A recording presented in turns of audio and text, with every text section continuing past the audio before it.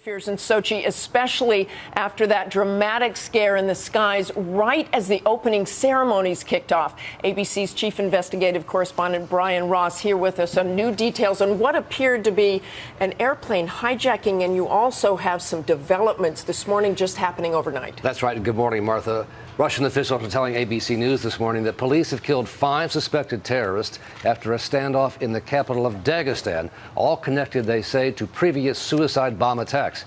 As for that attempted hijacking, it all unfolded just as the opening ceremonies were getting underway, and at least for a short time, it had certain echoes of the 9/11 terror attacks on New York and Washington. High drama surrounded the incident, underscoring ongoing concerns about Olympic security. Turkish jet fighters had been scrambled, and once the passenger jet landed in Istanbul, a police SWAT team sneaked on board. Authorities identified the foiled hijacker as a 45-year-old Ukrainian man who they said broke into the cockpit, claimed to have a bomb, and demanded the release of prisoners in Ukraine. No bomb was found, and the quick-thinking flight crew tricked the hijacker into thinking the jet had landed in Sochi, as he had demanded. But what if it had been a successful terror hijacking with the plane heading for Sochi? The opening ceremonies had just begun when the first reports came of a hijacking in progress.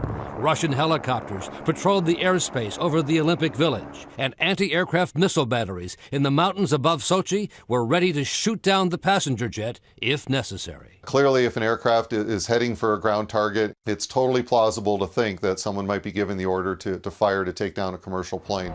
The air scare came just days after U.S. authorities warned of a possible plot to explode a bomb on a jetliner heading into Sochi.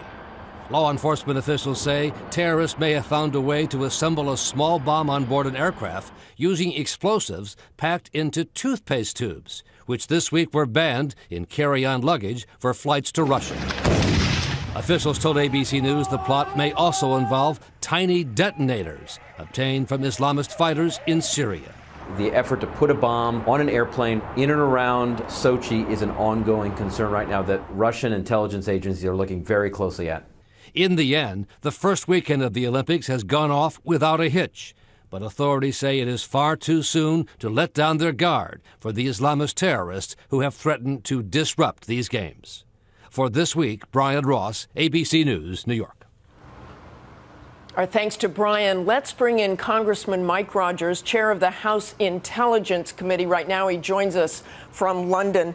We saw that security scare Friday in Brian's report, and we know there is still an ongoing concern, despite the fact that it may feel okay there right now. You get intelligence briefs, intelligence notifications every day. What should we be concerned about right now? Yeah, first of all, the guards, gates, and guns portion of this is really unparalleled for an Olympic Games. So the Russians have been very good about that physical security presence, an outer ring, and then they've had inner rings of security, so that what your reporter was discussing is the closest proximity. So you won't see the big guards, gates, and guns. That gets pushed out. The other part that I think they've done well is aggressive counterterrorism operations, and I think Brian Ross talked about that earlier. They are aggressively pursuing leads that they have. Some include kicking indoors and taking people down in the way that they did in Dagestan. That is a preemptive counterterrorism strike to try to secure the games. Internationally, the intelligence is never good as I've seen it, or is as good as I've seen it. Excuse me. So the Brits are working with the French, are working with the United States, and everyone in between to try to find those pieces of intelligence that might help protect the games. The one last weakness, and this was the tension between Russia and the United States, is that internal sharing of intelligence that we believe would be important. You know, a few weeks ago, we saw those reports about the so-called Black Widow suicide bombers. Those women have not been found. How big a threat is that now to those games or outside those games? Well, you have to take them at face value. They have had successful events. They blew up a train station and 2 buses within the months leading up to the event. We know that there are individuals that fit those descriptions who have the capability to actually pull off the event. That's what makes it so serious and so dangerous.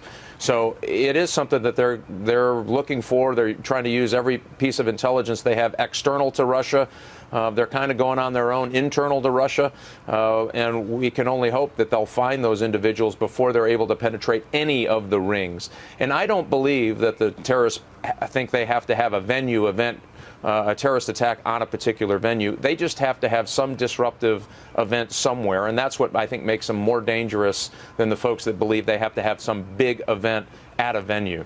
Well, I think we heard this week the head of the National Counterterrorism Center, Matt Olson, said there is, quote, a substantial potential for a terrorist attack outside the venue of the Olympics. Is that where you're focusing?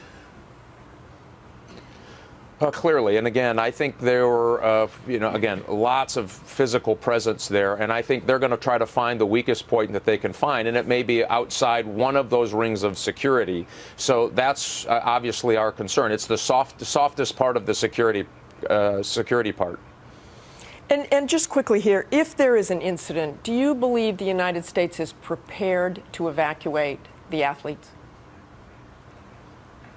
I think all the preparation that can be done to protect our athletes from a United States perspective is there, and it's exceptionally well done. So I believe that if there is any event that would lead to the evacuation of our athletes, that in fact would happen, and would happen orderly and in good order. Again, we were hoping that the Russians would share more internal information on security threats. So the operation in Dagestan is a great example. That obviously had some nexus to the games. It would have been helpful, I think, if we had a full and robust relationship, that we could have shared that kind of information, so we could have compared it to information that we get from all of our intelligence partners around the world. Clearly, that's important. Thanks, Congressman Rogers.